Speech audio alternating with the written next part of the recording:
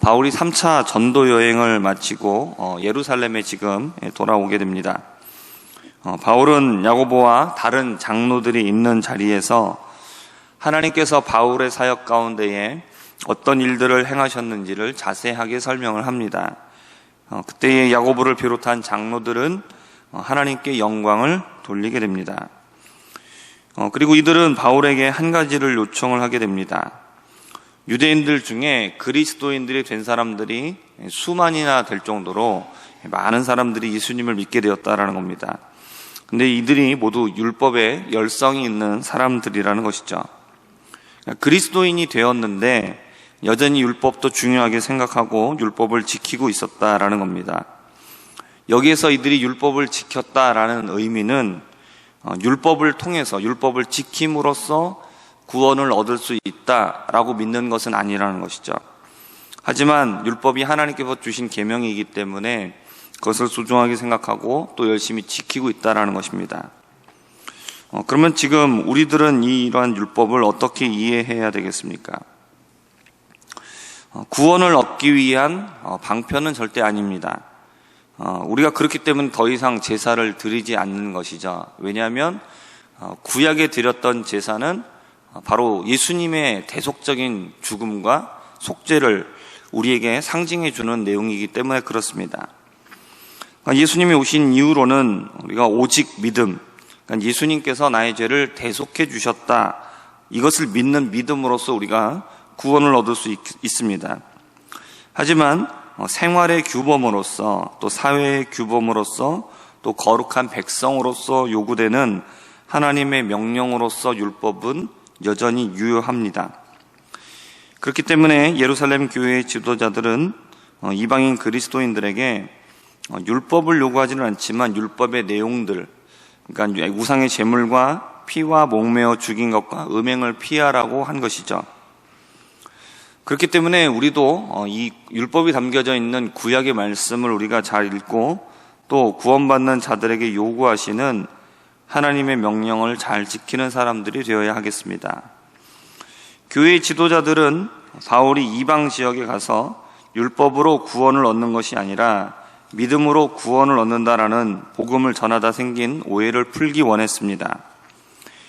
바울에 대한 오해는 어떤 것이냐면 이방에 있는 유대인들을 가르칠 때에 이방 지역에 있는 유대인들을 가르칠 때 바울이 모세를 배반하고 아들들에게 할례를 행하지 말라, 또 관습을 지키지 말아라, 이렇게 가르친다는 것입니다. 하지만 바울은 스스로도 율법을 지키는 사람이었고 또 유대인들이 율법을 지키는 것을 금하지도 않았습니다. 단지 이방인들에게 율법을 지킬 것을 요구하지 않은 것이죠. 그러나 오해가 생겼기 때문에 지도자들은 서원한 자들과 함께 결례를 행함으로 바울도 율법을 지키고 또 중요하게 생각한다라는 것을 보여주는 것이 좋겠다라고 제안한 것입니다. 그리고 바울은 이 제안을 받아들였습니다. 우리는 내가 괜찮으니까 다른 사람들에게 굳이 설명할 필요가 없고 그건 오해한 사람들의 문제일 뿐이다, 이렇게 생각할 수 있습니다. 그러나 이것이 단지 자신에 대한, 개인에 대한 평가라면 그럴 수도 있지만 바울은 적극적으로 오해를 푸는 방법을 선택을 합니다. 그렇게 한 이유는 바울 자신에 대한 오해, 바울 개인에 대한 그런 오해가 생겨서 바울 개인이 욕을 먹는 것이 아니라, 오해를 받는 것이 아니라 지금 이 오해는 복음에 대한 오해가 생겼기 때문입니다. 이 오해를 풀지 않으면 앞으로 계속해서 이방 지역에서 복음을 전할 때 이것이 장애물이 될 것을 걱정했기 때문입니다. 그러니까 바울은 철저하게 자신의 유익을 구한 것이 아니라 복음을 위한 유익을 구한 것입니다. 그러니까 복음을 전하면서 자신이 고난을 당하는 것, 자신이 먹지 못하고 때로는 배척을 당하고 돌에 맞고 사람들에게 많은 질타를 당하는 것, 이것은 괜찮았습니다. 하지만 복음 자체가 훼손되는 것은 용납하지 않은 것입니다. 오직 복음을 삶의 중심에 놓고 살았던 이 바울의 모습을 우리도 본받게 되기를 바랍니다. 오직 하나님의 영광이 예수 그리스도를 믿음으로 구원 얻는다라는 이 복음을 위하여서 나의 것을 드리는 헌신의 모습이 있기를 바랍니다. 바울이 서원한 자들과 결례를 행하기 위해서 성전에 들어갔습니다. 근데 아시아에서부터 온 유대인들이 성전에 바울이 있는 것을 보고 무리를 충동해서 이렇게 말합니다. 이 바울은 우리 백성과 율법과 성전을 비방하고 그리고 거기에다 더해서 헬라인을 성전에 데리고 들어왔다, 이렇게 말하면서 난동을 피웠습니다. 이건 역시 이들의 오해였습니다. 그러나 이렇게 말할 때에 이 소동에 동조해서 사람들이 함께 일어나게 됩니다. 그래서 유대인들은 바울을 때리며 그를 죽이려 했습니다. 소식을 들은 천부장이 군대를 데리고 와 진상을 조사하기 위해 바울을 데리고 갑니다. 사람들은 바울을 없애버리자라면서 소리를 지르고 따라가는 소요가 일어나게 되었습니다. 그러니까 오해를 풀기 위해서 했었던 일들이 오히려 더 큰 오해를 불러일으키게 되었습니다. 이제 바울의 앞날은 어떻게 되겠습니까? 아직은 알 수가 없습니다. 그러나 중요한 것은 무엇이냐? 이 모든 오해들이 생겼지만 바울은 복음에 초점을 맞춘 삶을 살았다라는 것입니다. 그리고 그것 때문에 오해가 생겼지만 바울에게 있어서 그것이 중요한 것은 아니었습니다. 사람들의 오해를 받을 수도 있고 또 많은 고난을 받을 수 있습니다. 그러나 하나님께서 주신 복음을 귀하게 여기고 복음을 위해서 살아갔던 바울의 모습은 여전히 우리들에게 믿음의 본보기가 된다라는 것입니다. 우리가 복음을 따라 살아가면 우리에게 뜻하지 않은 어려움도 또 고난도 찾아올 수 있고 사람들의 오해를 받을 수도 있습니다. 그러나 그러한 어려움과 고난 또는 오해가 우리가 복음을 따라가는 삶을 포기시킬 수는 없습니다.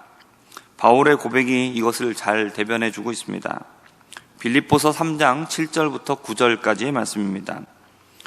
그러나 무엇이든지 내게 유익하던 것을 내가 그리스도를 위하여 다 해로 여길 뿐더러 또한 모든 것을 해로 여김은 내 주 그리스도 예수를 아는 지식이 가장 고상하기 때문이라.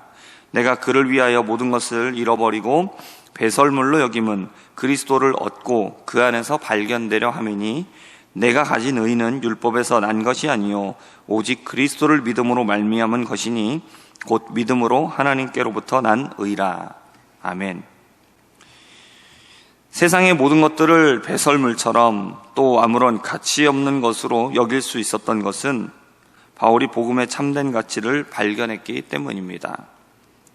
이러한 믿음의 고백이 우리들 가운데도 충만하기를 바랍니다. 오직 예수 그리스도 안에서 발견되고 내가 오직 예수 그리스도의 의를 말미암는 것, 오직 이 복음을 가장 귀하게 여기고 세상의 모든 것들을 가치 없게 여길 수 있는 우리가 복음 안에서 살아갈 수 있는 저와 우리 모든 성도님들 되실 수 있기를 주님의 이름으로 부탁드립니다. 기도하겠습니다. 하나님 아버지, 우리가 세상에서 우리가 갖고 살아가는 모든 것들과 하나님께서 우리에게 허락하여 주신 복음과 우리가 그 안에서 복음의 참된 가치를 발견하고 오늘 바울의 고백과 같이 내가 예수 안에서 발견되고 예수 안에서 살아가는 것을 위하여서 세상의 모든 것을 배설물로 여길 정도로 가치 없는 것으로 깨닫고 그렇게 복음을 위하여서 살아갈 수 있는 그러한 우리가 될 수 있도록 은혜를 더하여 주시옵소서. 우리가 예수님을 믿는 이 모든 과정 속에 고난과 어려움이 있고 또 사람들의 오해와 그런 모든 것들이 있다 할지라도 우리가 그 모든 것들을 이겨내갈 수 있는 참된 가치를 깨닫고 오직 주님 안에서 살아가는 우리의 삶이 되기를 소망합니다. 감사드리며 살아계신 예수님의 이름으로 기도합니다. 아멘.